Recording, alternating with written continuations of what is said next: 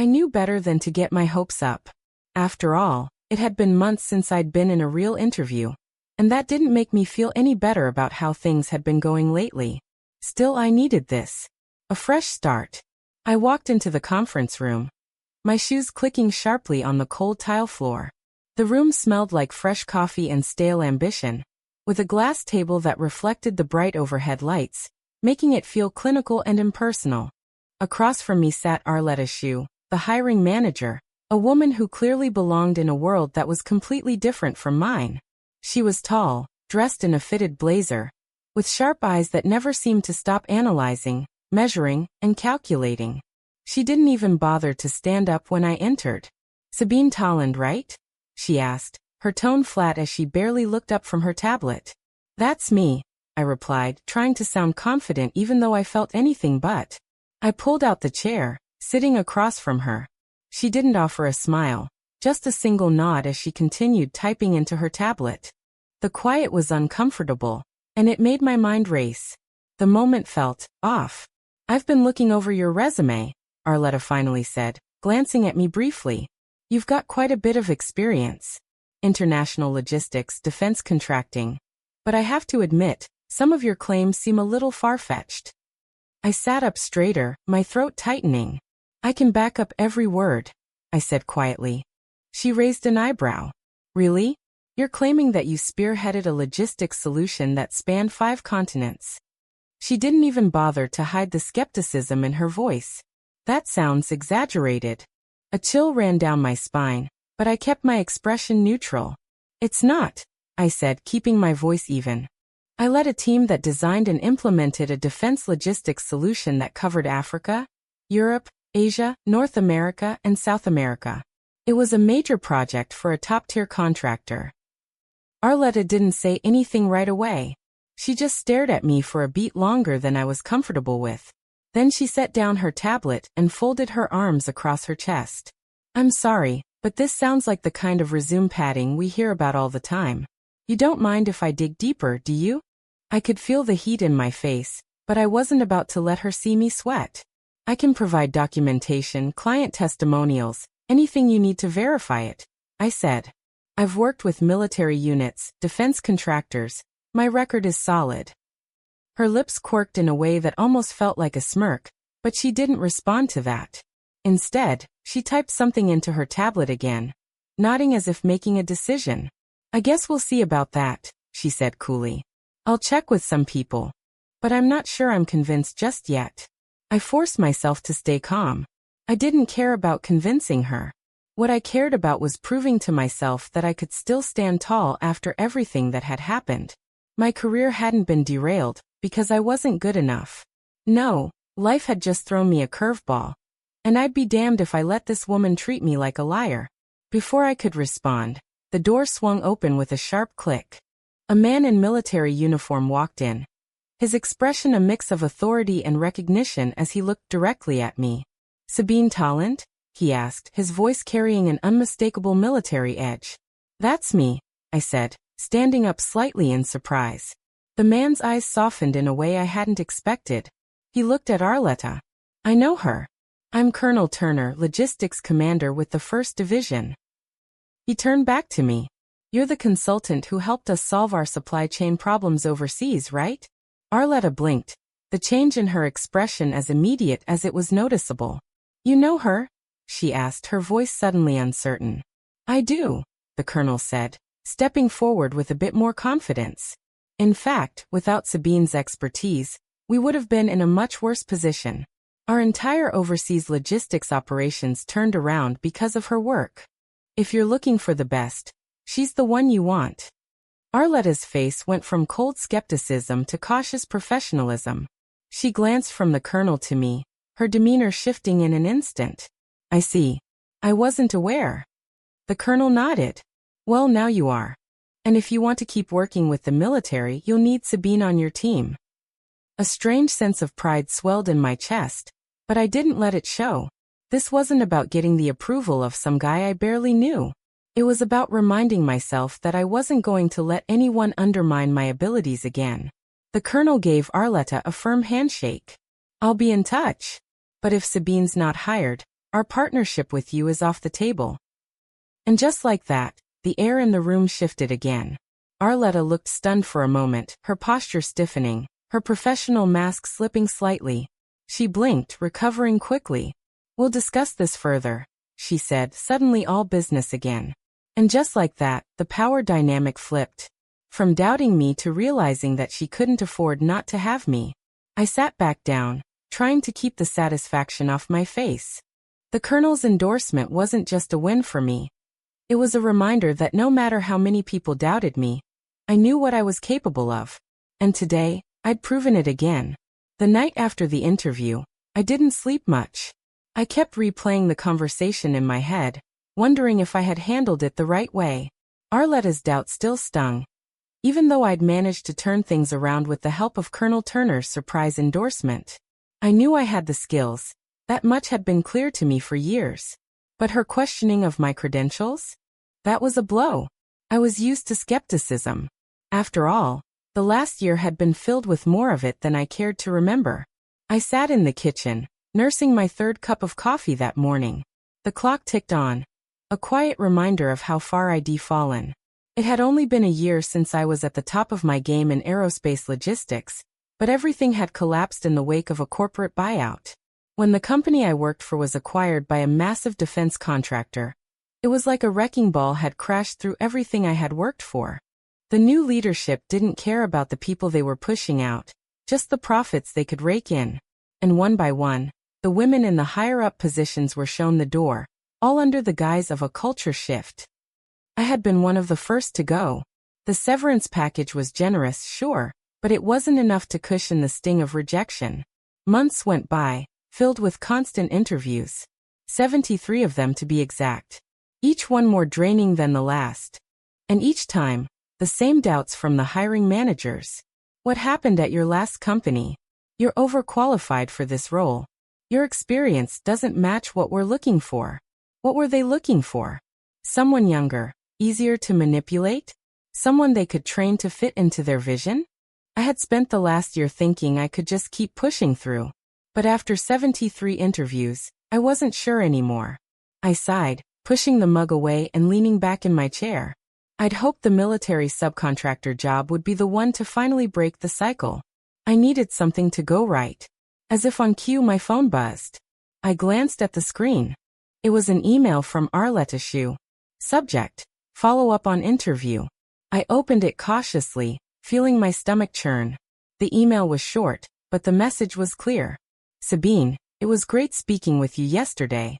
I've discussed your credentials with Colonel Turner, and after careful consideration, we would like to extend an offer for the position. We are prepared to offer you a competitive salary and an expedited onboarding process. I look forward to hearing from you soon to finalize the details." I stared at the screen, numb for a moment. An offer? After everything?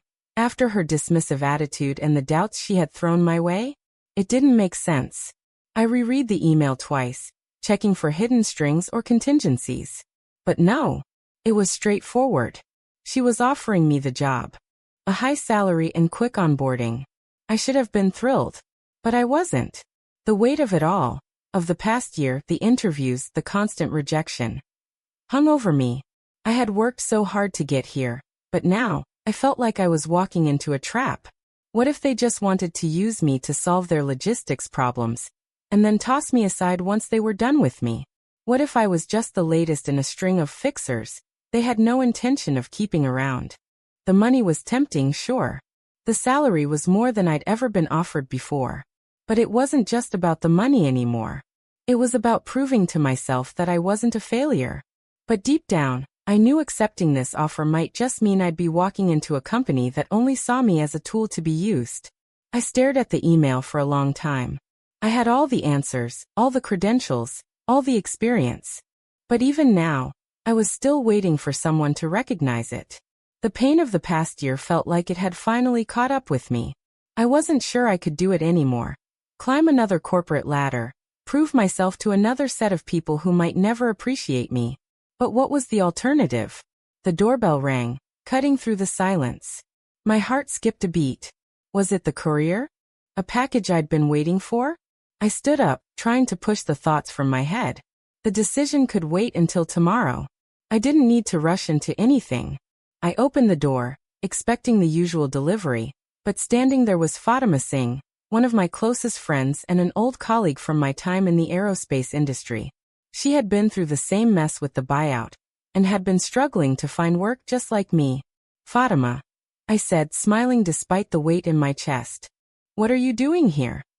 She raised an eyebrow, her expression a mix of concern and curiosity. "Thought I'd come check in on you. It's been a while, Sabine. You've been keeping a low profile." "I've just been busy," I replied, stepping aside so she could come in. Fatima glanced around the room, her sharp eyes scanning the place before landing back on me. "Busy, huh? How's that going for you? I've been hearing all kinds of rumors about people looking for high-level consultants, but I haven't heard your name come up." I forced a laugh, but it was hollow. "I've had a few interviews," I said, trying to sound casual. "Nothing that panned out, though." Her eyes softened. "I thought you were a shoo-in for that military subcontractor position. What happened?" I shook my head, sinking back into the chair. "They offered it to me," I said, voice barely above a whisper. "But I don't know. Something feels off. Like I'm just a last resort for them." Fatima's face turned serious. "Sabine, you've been doubting yourself for months. Why are you still letting other people make you feel small?" I shrugged, frustration bubbling up inside me. "It's not that simple. I need to be practical. This job is everything I've been working for, but I can't help but feel like I'm walking into another corporate trap. I've done it before and I don't know if I can handle it again." Fatima sat down beside me, her voice firm but caring. "Then don't. Do something else.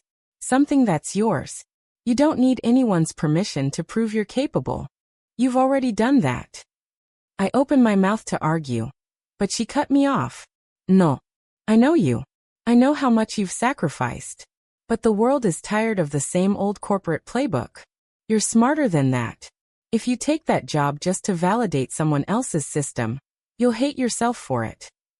I stared at her, my mind swirling with everything she'd just said. Maybe she was right. Maybe I wasn't meant to fit into someone else's box. But was I ready to leave that safe, secure path behind? Fatima must have seen the hesitation in my eyes.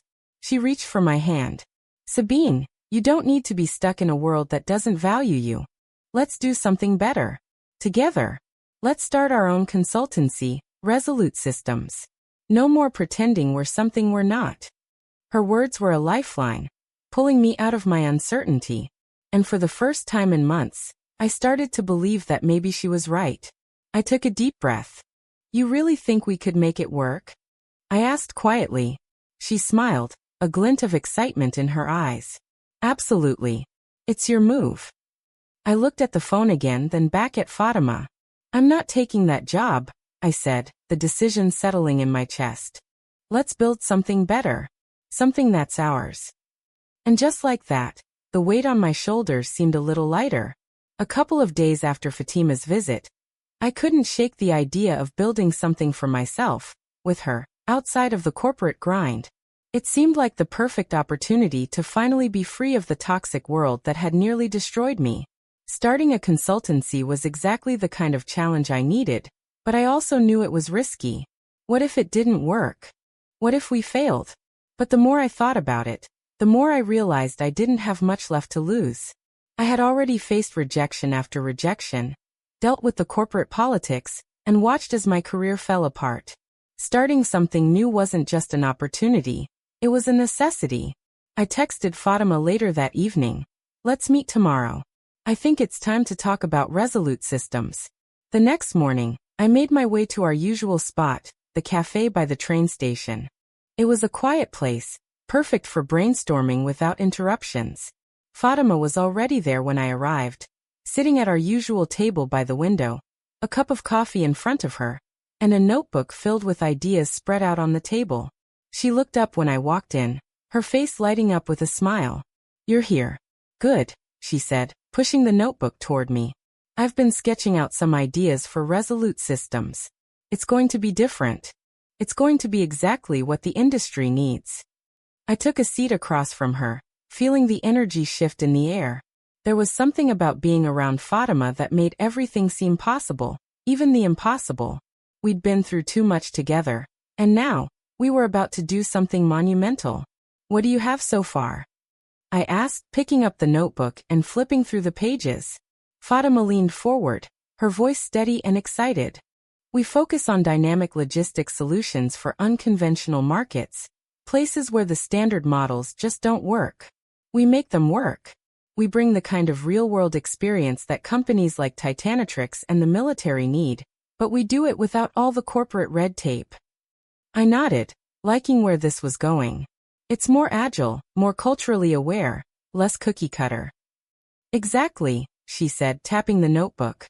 We use innovative modeling and real-time data to create logistics strategies that actually work in difficult environments. And it's not just about the big companies anymore. We'll bring in smaller, specialized clients who need personalized solutions, places that the larger firms ignore. We'll be the solution for the niche markets that get passed over. I could feel the adrenaline building in my chest. This was the kind of work I wanted to do. The kind that challenged me, that made me feel alive again. Fatima was right. We didn't need to be stuck in the system that had held us back for so long. I looked up from the notebook, meeting her gaze. I'm in. Let's make it happen. But we need to start planning the foundation, build the structure first. She grinned, her eyes flashing with excitement. I was hoping you'd say that. I've already got some contacts lined up. People we can reach out to, who are hungry for a new kind of logistics model. And we can pitch it as a way to break free from the corporate bottleneck. We'll be the solution for clients who are tired of slow one-size-fits-all strategies. The conversation flowed easily from there. We spent hours outlining the business model, discussing who we could approach for funding, and how we would attract the right clients. We even brainstormed a few potential names, though Resolute Systems had already stuck in both of our minds as the clear winner. It was strong, decisive, and encapsulated everything we wanted our company to stand for. By the time we finished, I was more energized than I had been in months. We were about to build something that would challenge the entire logistics industry, and I couldn't wait to get started. But as we wrapped up the meeting, I felt the weight of my previous decisions creeping in again. Walking away from the safe corporate job I had been offered wasn't easy. It was the practical choice. It was the safe choice. And I had walked away from it without even thinking twice. I turned to Fatima, a thought lingering in my mind. What if we fail? I asked quietly, my voice barely above a whisper. Fatima didn't hesitate. She leaned back in her chair, her eyes calm and steady as she met my gaze. What's the alternative, Sabine? To keep running in circles, chasing jobs that don't respect you? To keep putting your future in the hands of people who don't see your value? I swallowed hard, the weight of her words hitting me with full force. She was right. I had spent too long trying to fit into a system that didn't care about me. It was time to stop doubting myself. If we fail, she continued, her voice warm, we'll learn from it. But I don't think we will. I believe in us. And just like that, I made my decision. This was my chance.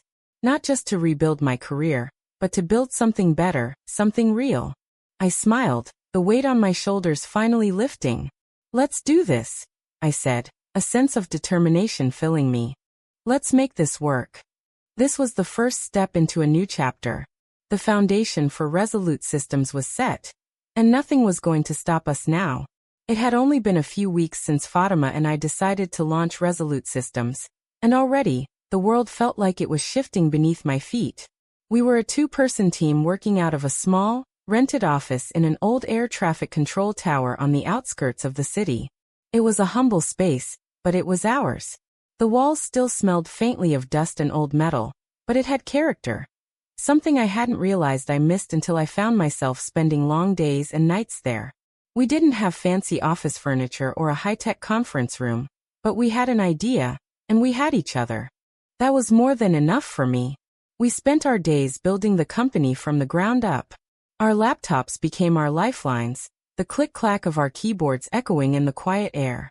Fatima handled the business side, working on our pitch deck, setting up meetings, drafting contracts, while I dove headfirst into research, refining our logistics models, and reaching out to potential clients. We started small. A mid-level naval tech manager, who remembered a lecture I had given on rapid response supply modeling years ago, reached out to us after seeing a post on a defense forum. His team needed help building an efficient logistics system for an upcoming operation, and his budget was tighter than we would have liked. But it was our first real project, and I wasn't about to turn it down. Fatima and I worked around the clock, fine-tuning every aspect of the logistics model until it was ready. It wasn't a huge project, but it was our proving ground. If we could impress them with this, it could be the start of something bigger. I still remember the first call we had with the client after submitting our proposal. The naval tech manager, David, was on the line. His voice crackled slightly through the speaker, but his excitement was unmistakable. "This is exactly what we needed," he said, his tone upbeat. "I can't believe how much more efficient this will make our operation. You've saved us so much time already. I'm sending this up the chain." I glanced over at Fatima, who was holding her breath, her eyes wide with anticipation. When David's voice came back over the line, we could barely contain our excitement.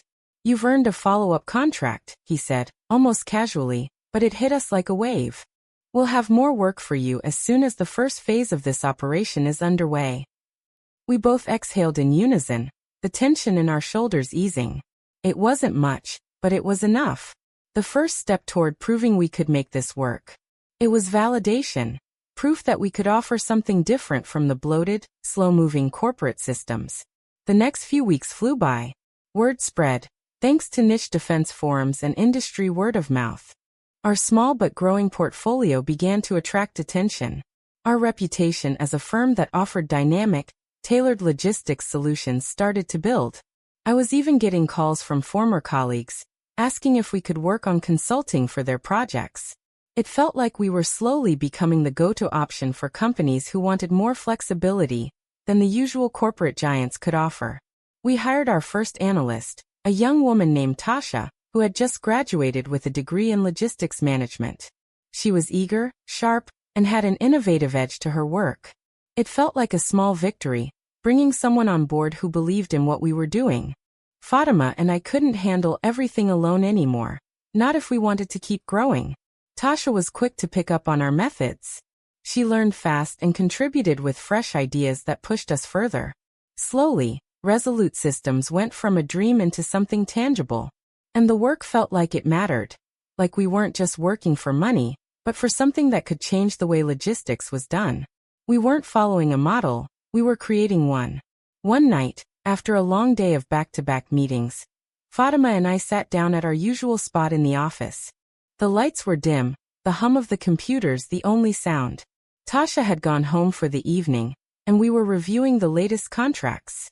Fatima looked at me, a faint smile tugging at her lips. "You know, this isn't what I thought it would be. It's better." I nodded, feeling the same rush of excitement that had been building in my chest for weeks. "It's real now. We've got a foundation. We're doing it, Fatima." She leaned back in her chair, stretching. "And we're just getting started. We've got the momentum.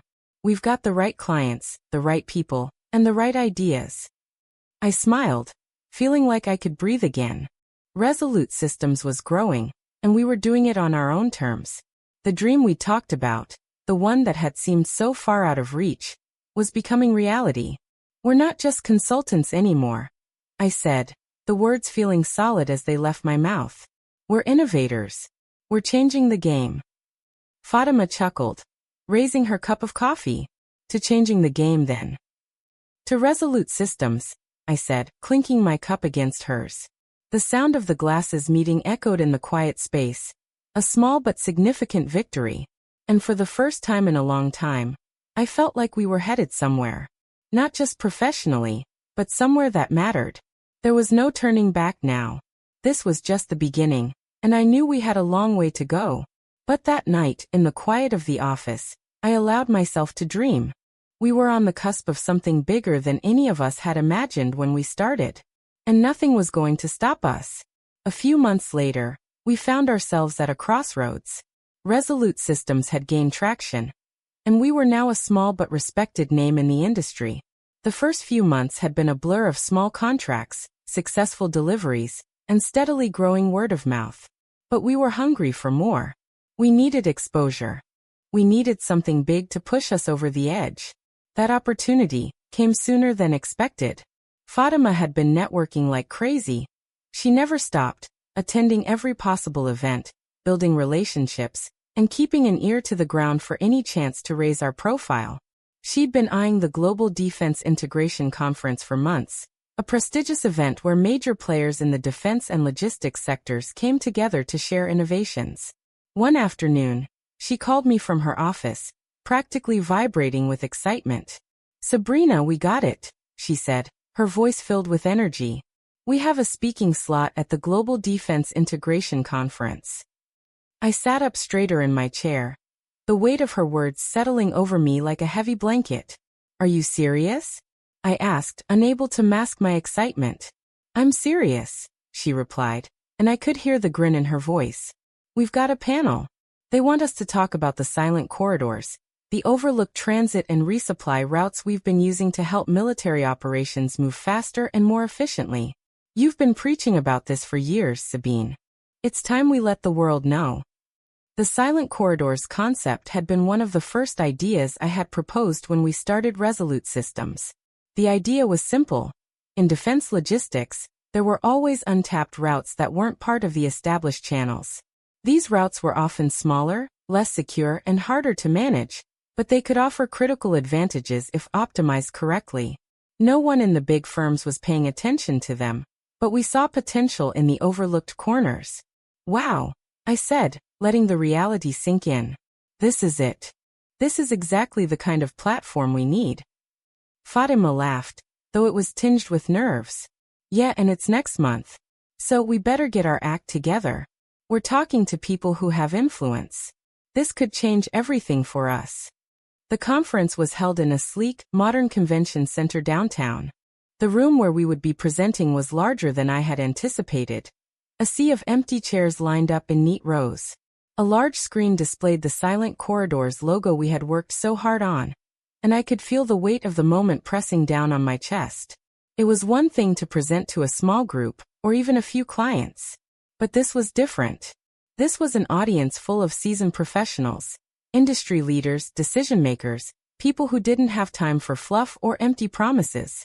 If we were going to make an impact, it had to be now. I adjusted my jacket and checked the time. Fatima was already in her element, chatting with a few people from the other panels. I, on the other hand, felt the nerves starting to creep up again. We had prepared for weeks, practiced the presentation, run through every possible question. But still, the weight of being up there, in front of all these eyes, was nerve-wracking. "Sabine." A familiar voice cut through my thoughts, and I turned to see Colonel Turner striding toward me, a broad smile on his face. I blinked in surprise. "Colonel Turner, what are you doing here?" "I'm here to listen to your talk," he said, clapping me on the back. "I told you I'd back you, didn't I? We need more voices like yours in this industry. Ones that don't just repeat the same old models." I smiled, feeling a surge of pride at his words. "Thank you, Colonel. It means a lot." "You've earned it," he said with a wink before heading off to take his seat. I took a deep breath. This was it. No more second-guessing. No more doubts. Fatima joined me a few minutes later, holding her tablet and scanning the room. "This is huge," she said, her excitement unmistakable. "We're really doing it." I nodded, taking in the room again. "Let's make sure we don't screw it up." The lights dimmed, and the moderator announced the start of our session. The screen behind us flickered to life, showing a powerful visual of the Silent Corridors concept. Roads and railways that connected otherwise isolated military zones. Routes that were often ignored by the bigger logistics firms. Fatima took the first part of the presentation, explaining the concept in detail, while I focused on the technical and logistical side of things. It felt like we were finally in sync, as if the years of struggle and effort had led us to this moment. The audience seemed engaged, nodding along, asking insightful questions. As we moved through the presentation, I could feel the energy building. Then came the Q&A. A man in the front row raised his hand, a well-dressed figure I didn't recognize. When the microphone was passed to him, he didn't waste time. You claim that silent corridors could revolutionize military resupply routes. But what makes you think these smaller, unregulated routes can be scaled? Isn't that just adding unnecessary risk to the system? I took a deep breath, preparing myself. This was exactly the kind of question I had hoped for. Something that would allow me to explain the real value of our work. Great question, I said, meeting his gaze confidently. Yes, smaller routes come with inherent risks. But that's exactly why they haven't been utilized properly. We don't view those risks as obstacles. We view them as opportunities. Through innovative modeling, we've identified the specific areas where these routes can be optimized. We're talking about using predictive analytics, real-time data, and military-grade technology to ensure that we're minimizing the risks while maximizing the efficiency of the operation. The room was silent for a moment, and then slowly, heads started nodding. The man who had asked the question seemed satisfied with my response. Another hand shot up, this time from a woman near the back. You're talking about changing the way military logistics has been handled for decades. What's the catch? Why haven't we seen this done before? I glanced at Fatima, who gave me a small nod. I smiled. The catch is simple. No one has been willing to go beyond the status quo. Most large firms are too entrenched in their outdated models to risk exploring new, more efficient solutions. But that's exactly why we've been able to build something unique. We're not tied to old paradigms. We're focused on agility, on adapting to what the modern world needs. The energy in the room shifted again, this time more positively. People were intrigued, finally seeing the potential of our model. After the session, a few people came up to us to ask more questions, to discuss possible collaborations. One of them was from a major defense provider, interested in discussing further opportunities. Another was a representative from a military logistics firm, impressed by our approach and wanting to know more about how we could integrate it into their operations. We had done it. We had made an impact. As the conference wrapped up, Fatima and I exchanged a look, one filled with a mix of disbelief and satisfaction. We had just put our ideas in front of the people who mattered most, and they had listened. We weren't just consultants anymore. We were innovators. This was the turning point, the beginning of something that could, and would, change the entire logistics landscape. And we were right at the center of it. Weeks passed after the Global Defense Integration Conference, and Resolute Systems was starting to gain serious momentum. We were getting more calls, more emails, and more attention from the kind of clients who could change everything for us. It felt good, too good almost. We were riding a high, watching our hard work start to pay off.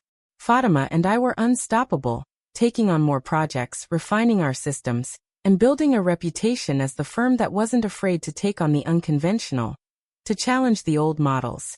But I should have known that when you rise fast, there's always someone waiting to knock you down. It started with a whisper. A few people mentioned seeing the same silent corridors idea popping up in other defense forums. But I didn't pay much attention at first. I figured it was just one of those things. People talking about similar ideas. Happens all the time in any industry. But then I saw it. Titanitrix, the massive defense contracting firm that had once been part of the corporate landscape I had walked away from, was launching a new division called Frontline Futures. The name alone sent a chill down my spine. I knew immediately what this was. They were going to mimic our model. I could see it in the vague language they used to describe their new division. Cutting-edge logistics solutions for unorthodox markets. Sound familiar? It didn't take long to figure out who was behind it. Arletta Shue, my dismissive interviewer from that job offer I had turned down, was now heading the initiative, and she wasn't wasting any time. They were using the same terminology, the same buzzwords we had pioneered only a few months earlier. I wasn't surprised. That was how things worked in the corporate world. You had an idea, someone else took it, slapped their own name on it, and sold it for a fraction of the cost. But it was different this time. This wasn't just some underhanded copying. It was a blatant attempt to undercut us. Fatima and I sat in the conference room, staring at the email from a colleague in one of the defense forums. It had a link to Titanitrix's new announcement.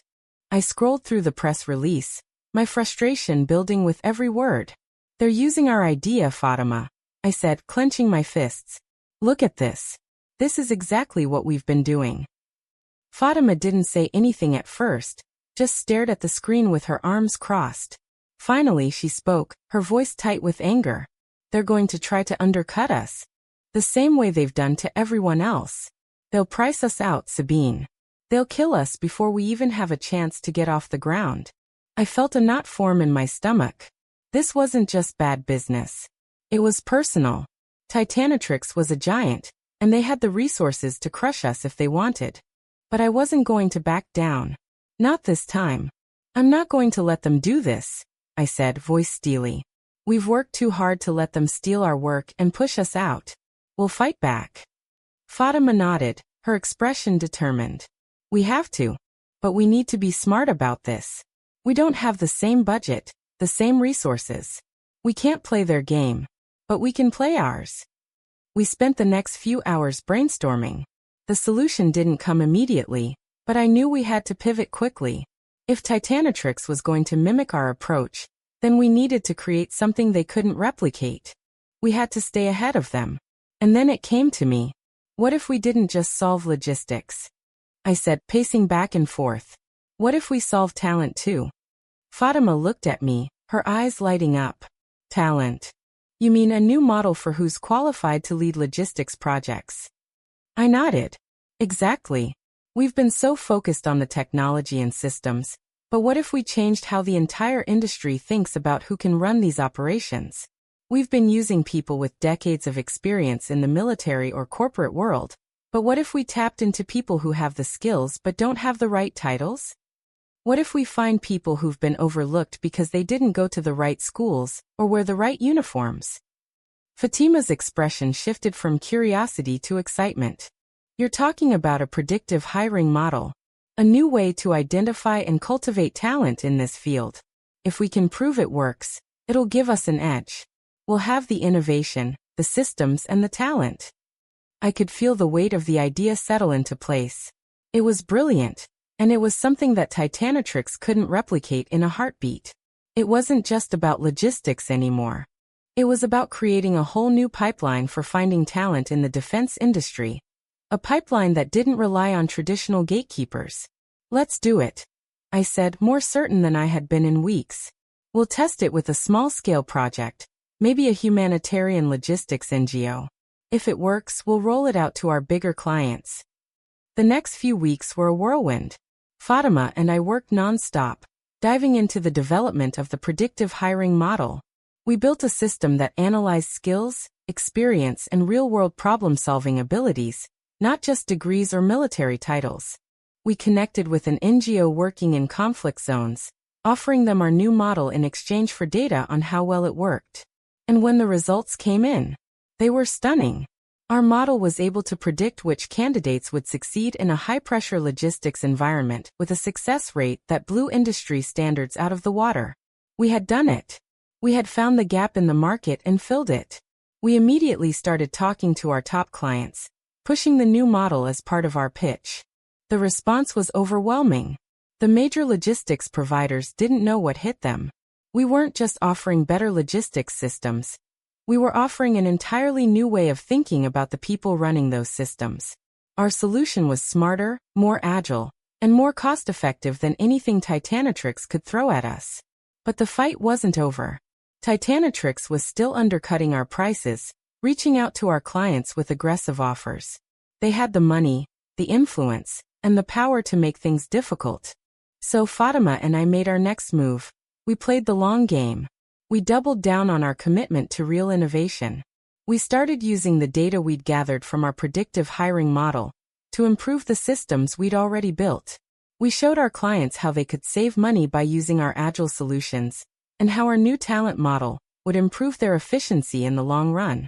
Titanatrix might have tried to steal our idea, but we were the ones who kept moving forward. Every time they copied us, we just got one step ahead. And soon enough, our clients were seeing the results for themselves. Word spread through the industry. Resolute Systems wasn't just another logistics firm. We were the future. This battle was far from over, but for the first time in a long while, I felt in control. Resolute Systems wasn't just surviving, it was thriving. We had the power to shape the future of logistics, and no one was going to take that away from us. Not now, not ever. Weeks passed, and Resolute Systems continued to grow, pushing forward in the defense logistics world with each successful contract. Our talent model was being adopted by more and more clients, and the feedback was overwhelmingly positive. Fatima and I were busier than ever, our team expanding as our reputation solidified. For the first time in a long time, I felt a sense of stability, like I was finally on the right path. But as things started to settle into a rhythm, a new challenge appeared, and this one came with a familiar name, Titanatrix. It happened one Tuesday afternoon. My phone buzzed with a call from an unknown number. I was knee-deep in research for a new proposal, but something in the back of my mind told me to pick up. Sabine Tolland. I answered, distracted but polite. This is Bruce Lansing, Director of Operations at Titanatrix, the voice on the other end said. I'd like to schedule a meeting to discuss the potential acquisition of Resolute Systems. My heart skipped. An acquisition? I blinked, trying to process the suddenness of the proposal. An acquisition? I echoed, my voice steady despite the whirlwind of thoughts spinning in my head. Why would Titanatrix be interested in acquiring us? Lansing chuckled, though it wasn't a friendly sound. You've made quite an impression, Sabine. We're impressed with how quickly Resolute Systems has captured market share. Your innovative approach to logistics solutions, especially the predictive hiring model, has caught the attention of several of our top clients. We believe there's a lot of potential for synergy between our companies. The word synergy was a red flag in itself. I knew the game Titanatrix played. They saw an opportunity, and they wanted to take it. They didn't need us to succeed, they just needed to control the market. I kept my voice calm, the doubt creeping in but not showing. I'm flattered, Mr. Lansing, but we're doing just fine on our own. I'm not sure what you think we could gain from this acquisition. He didn't hesitate. We're prepared to make you an offer that includes generous terms, Sabine. And we'll make sure Resolute Systems continues to operate with some level of autonomy. We know your talent is valuable, but we want full integration. Full integration. The words hit me hard, sending a jolt through my body. They weren't just offering us a partnership, they were trying to swallow us whole. I thought about our team, about Fatima, about everything we had built, and I knew we couldn't let this happen. I appreciate the offer, Mr. Lansing, but I'm not interested in selling, I said, my voice firm despite the adrenaline rushing through my veins. Resolute Systems is our vision, and we're not for sale. There was a brief silence on the other end of the line. Are you sure? Lansing asked, a touch of amusement in his voice. Because, Sabine, the kind of growth you're aiming for will need more resources, more manpower. Titanatrix could provide that for you. You wouldn't have to struggle anymore. The pressure would be off. I almost laughed. I'm not struggling, Mr. Lansing. And we're not interested in your resources. We've built this company with our own hands, and we don't need you to dictate our future. His tone shifted then, just slightly. I understand. But I don't think you're seeing the bigger picture here, Sabine.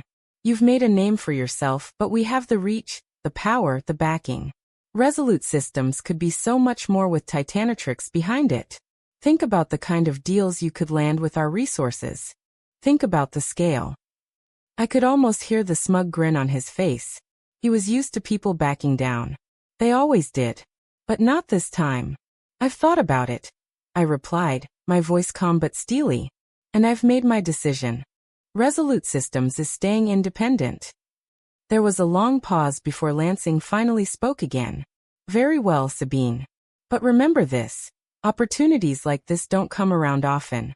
You may regret turning it down. I won't, I said. Goodbye, Mr. Lansing. I hung up the phone, my heart pounding. This wasn't just another offer. This was a statement. Titanatrix wanted to crush us, to absorb us into their machine, and they would stop at nothing to do it. But I wasn't going to back down. Not now, not ever. Fatima came in a few minutes later, sensing the tension in the air. She didn't have to ask. I could see the question in her eyes as she dropped her bag on the desk. That was Titanatrix, I said, trying to steady my breath. They want to acquire us. Fatima's face hardened immediately. What? Are they serious? Very serious, I replied, running a hand through my hair. They offered us a deal. Said we could maintain some autonomy. But they want full integration. They want control. She cursed under her breath. Typical. They're just trying to buy us out. And they think you'll just roll over because they've got the money and the power. I didn't say yes, I said quickly. I turned them down. But I know they won't stop. They'll keep coming after us until we're either absorbed or destroyed. Fatima sat down across from me, her expression shifting from anger to determination. Then we keep fighting. We can't let them win, Sabine. Not now. Not after everything we've built. They think they can scare us, but they don't know who they're dealing with. I nodded, the adrenaline still coursing through my veins. We're not backing down. We have to prove we're more than just a small firm. We have to show them that Resolute Systems is here to stay, and we're not for sale. Fatima's smile was fierce, and I could see the same fire in her eyes that I had felt in myself all those years ago. You're damn right.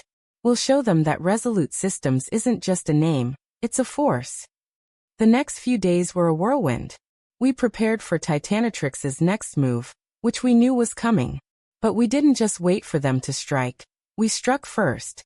We ramped up our marketing, our outreach, and our client relations. We started pushing harder, proving that we were more than just a startup. We were a company built on innovation, on bold ideas, on people who weren't afraid to challenge the status quo. The offer from Titanitrix had only solidified our resolve. We weren't just fighting to stay afloat anymore. We were fighting to show the industry that they had underestimated us, that we were here to stay, and that no one could push us around. This was just the beginning of the battle. But now, I felt ready for whatever Titanitrix threw our way. I wasn't going to let them destroy what we had worked so hard to build. Not now. Not ever. The next few weeks were a whirlwind of tension and strategy. Titanitrix didn't waste time after I had turned down their acquisition offer. I knew they wouldn't just back off. They were a giant, and giants didn't like being challenged. I had expected a phone call, maybe a meeting to discuss terms again, but what I didn't expect was for them to show up on our doorstep. It was a Wednesday afternoon when I received a call from Fatima, her voice tight with urgency. Sabine, they're here, she said. Titanitrix. They want a meeting. I froze for a second, my stomach dropping. I had known it was coming, but now that it was here, I wasn't sure what to expect. Where? I asked, trying to keep my voice steady. Here. In the conference room. Bruce Lansing, Arletta Shue, they brought the big guns. My heart rate picked up. Arletta Shue again. She hadn't forgotten about me, had she? I remembered the dismissive way she'd treated me during the interview and the clear agenda she had. The thought of sitting across from her again sent a wave of frustration through me, but I wasn't going to let it show. I'm on my way, I said. When I entered the conference room, I wasn't sure what I was expecting, but what I saw definitely wasn't it. Bruce Lansing sat at the head of the table, but it was Arletta Shue who was staring at me like she had all the answers. She gave me a tight smile when I entered, and Bruce stood to shake my hand. Sabine, glad we could finally sit down. Thanks for taking the time. Fatima had already taken her seat next to me, but she wasn't making eye contact with anyone. We were both ready for a battle. Lansing wasted no time. We'll keep this brief. We're prepared to make you an offer again, Sabine. After thinking it over, we realize you and your team have more value to us than we initially considered. Resolute Systems has proven itself, but we believe you could do more with the right support. I felt the weight of his words. He wasn't asking to buy us out anymore. This was different. They were offering something more complicated, more subtle. Arletta leaned forward, her expression earnest. We're not asking you to sell. We're asking for a partnership. A merger of sorts. But with full control over the methodology you've developed. We'll make sure Resolute Systems retains its identity, its culture, its vision. All we want is to make sure you have the resources and infrastructure to scale up quickly. We'll take on the heavy lifting while you lead the charge. It was the classic corporate move, throwing in the idea of partnership, while still making it clear who would be pulling the strings. Their words seemed to dance in the air, But I wasn't fooled. I had seen enough corporate doublespeak to know this wasn't about giving us independence. It was about bringing us into their fold, slowly erasing everything that made us different. Fatima spoke up first. And how do you plan on making that work, Bruce? You say partnership, but we know how these things go. You'll give us control. But it'll come with strings attached. And when you decide we're not worth your time anymore, you'll pull the rug out from under us. Bruce held up his hands in a gesture of peace. Fatima, I get it. You're skeptical. I would be too if I were in your shoes. But this is about growth. We're offering you the chance to go further than you ever could on your own, without having to worry about funding, infrastructure, or corporate roadblocks. This is the kind of deal that will set you up for the next level. I could hear the smoothness in his words. He was trying to make it sound like this was the golden opportunity of a lifetime. But I wasn't buying it. I turned to Arletta.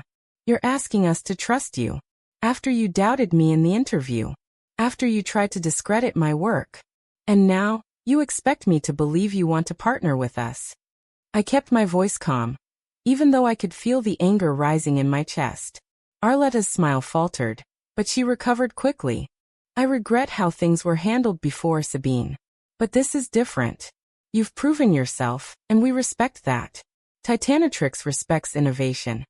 And you've clearly brought something new to the table. This partnership could be a game changer.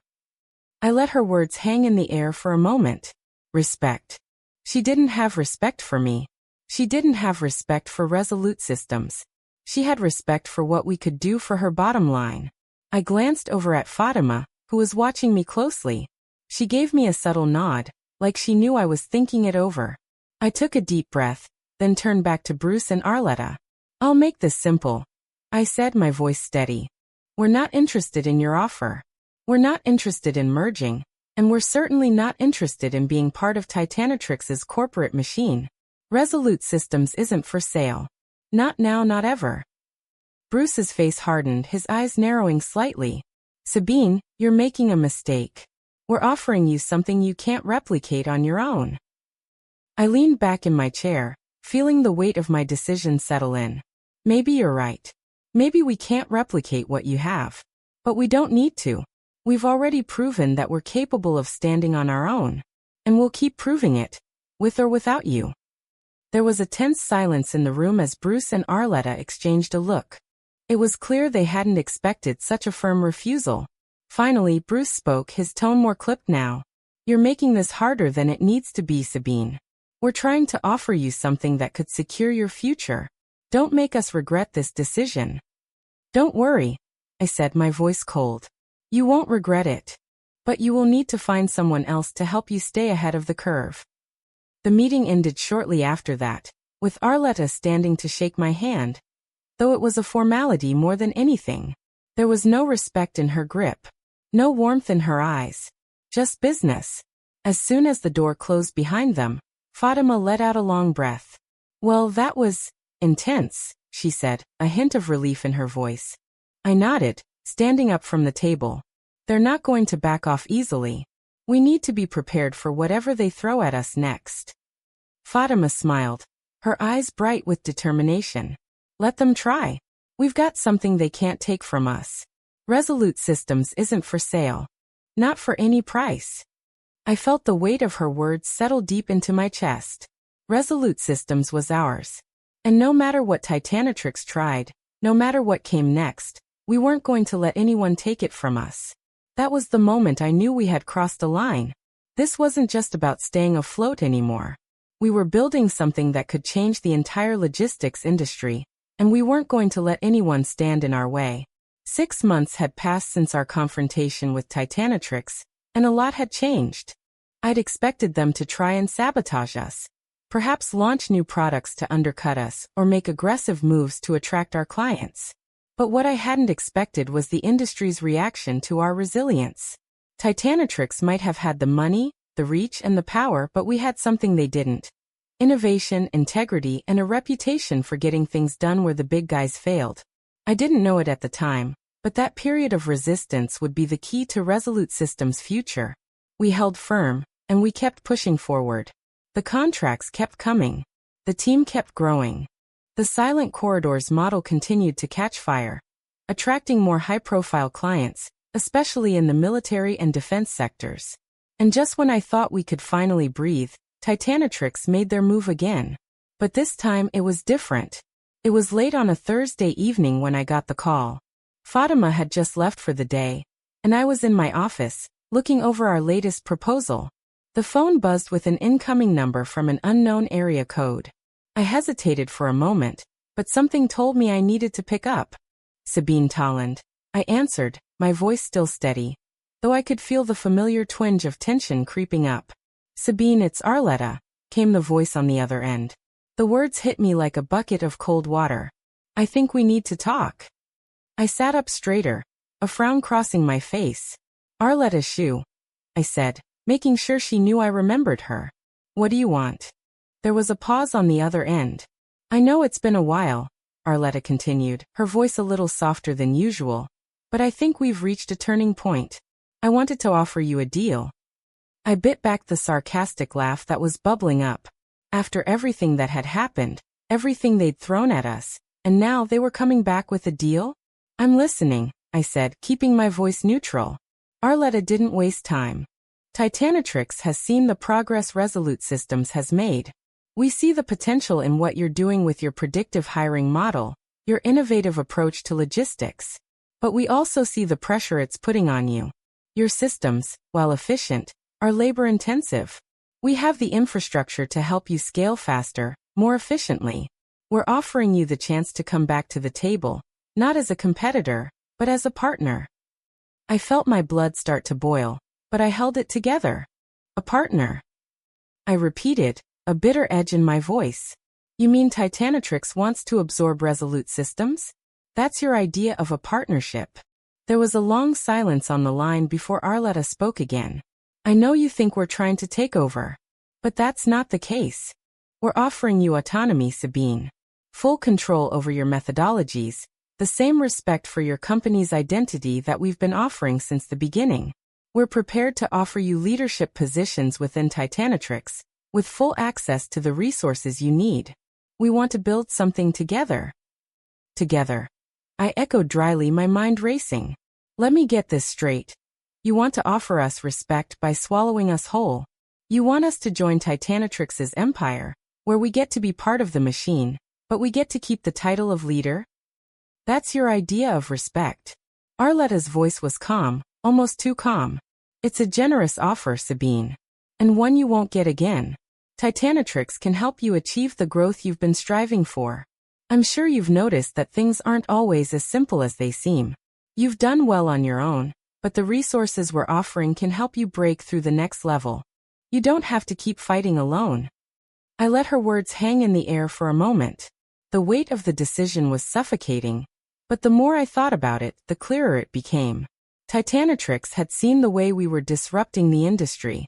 They saw the future in Resolute Systems, and now they wanted to control it. They didn't just want to compete with us. They wanted to bring us into their fold, where they could dominate everything we'd worked for. I exhaled slowly. Arletta, I'm not interested. Resolute Systems is not for sale. Not now, not ever. We've built this on our terms, and we're not going to let you take it from us. I could hear her frustration simmering beneath her controlled exterior. You're making a mistake, Sabine, she said, her tone sharp now. We can give you everything you need. You won't have to struggle anymore. This is the only way forward. I shook my head.